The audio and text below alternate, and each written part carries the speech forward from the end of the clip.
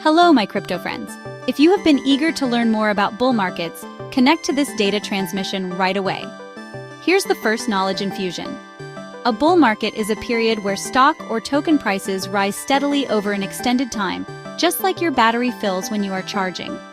During this time, investors are generally optimistic about future gains. Bull markets can last for several months or even years, with stocks often performing better than other investments. Many believe that the term bull markets comes from the way a bull attacks by thrusting its horns upward. It symbolizes the rise in stock prices during a bull market.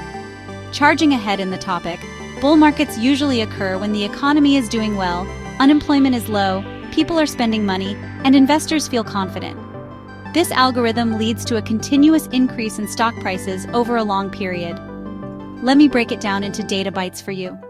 A bull market happens when a stock market index or an individual stock sees a gain of 20% or more. This is the opposite of a bear market, which happens when there is a 20% or greater loss in the market or a specific security.